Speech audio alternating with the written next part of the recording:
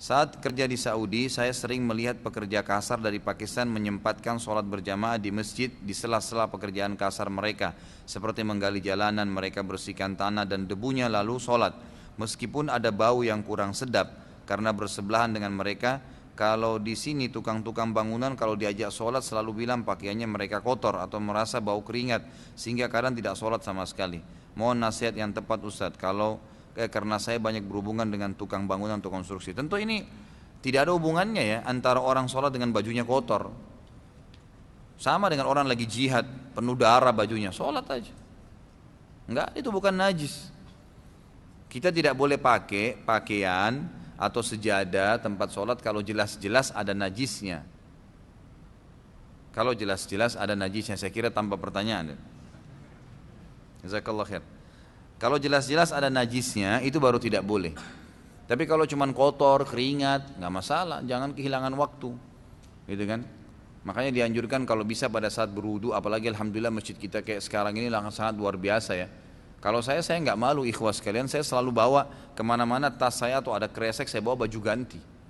Saya kalau dari pengajian ke pengajian, mampir di masjid mana, saya mandi, saya sholat, mandi di situ, saya wudhu, bersihin badan, segar kembali, baru saya masuk ke pengajian saya. Nggak ada aib di situ, malah bagus. Lalu sering gunakan roll on, sering gunakan pewangi badan, itu sunnah Nabi SAW. Kata Nabi, terutama laki-laki ya. Kata Nabi SAW, dicintakan kepadaku dunia ini karena adanya wanita dan adanya minyak wangi. Makanya aneh kalau ada laki-laki nggak suka minyak wangi itu. Jauh dari sunnah Nabi SAW. Kantongin selalu beli yang kecil, selalu kantongin pakai minyak wangi kemana-mana. Itu sunnah Nabi SAW. Sudah baunya enak, dapat pahala lagi, gitu kan? Insya Allah yang hal-hal seperti ini nanti akan dihindarin. Ini berhubungan dengan masalah perlunya orang menjaga sholat walaupun bajunya kotor, yang penting tidak najis. Tidak kelihatan auratnya silahkan dipakai, nggak masalah. Itu bukan alasan, gitu kan? Itu bukan alasan.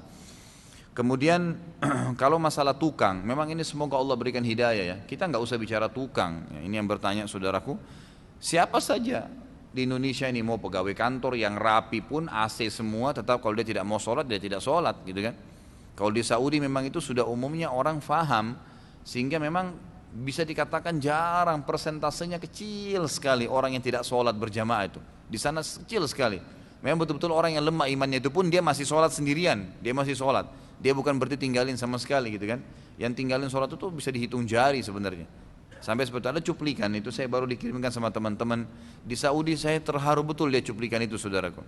Jadi ada orang buta matanya, satu orang tua, bukan ulama, masyarakat biasa, buta matanya, tidak pernah tinggalkan 5 waktu sholat di masjid. Jadi antara rumah dia dengan masjid itu, dia minta satu orang tolong ikatkan tali, ada tiang listrik pas di sebelah pintu masjid. Masjidnya juga masjid biasa kecil di berkampungan gitu. Diikat tali di situ, tali itu panjang, ditaruh jalan di tanah, yang artinya diletakkan di tanah sampai depan pintunya dia.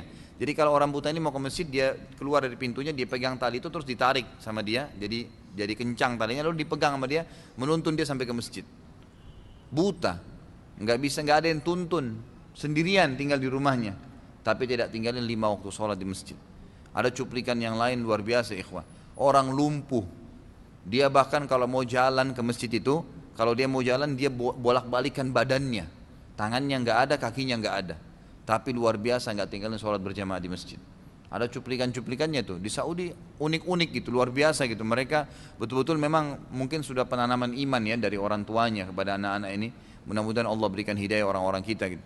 Ya ini pekerja-pekerja kasar bukan cuma sholat, Ramadan nggak puasa, gitu kan?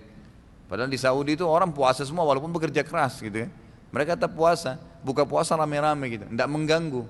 Dan ini memang sudah pesunan Nabi SAW, dan itu kan tergantung sugestinya. Kalau kita puasa, kemudian sudah disugesti awalnya negatif, sebentar jam 11 saya haus nggak ya? Saya lapar nggak ya? Ya haus dan lapar benar. Tapi kalau kita memang niatnya sugesti, niat itu sebenarnya sugesti ya. Sugestinya dia, saya insya Allah sampai azan maghrib tahan, insya Allah sampai isya pun saya tidak lapar. Memang benar, insya Allah kan seperti itu. Mungkin buka puasa cuma seteguk air, makan kurma cukup buat dia, habis isya, habis tarawih baru dia makan. Ada orang begitu, nggak ada masalah buat dia. Itu kan jadi tergantung niatnya.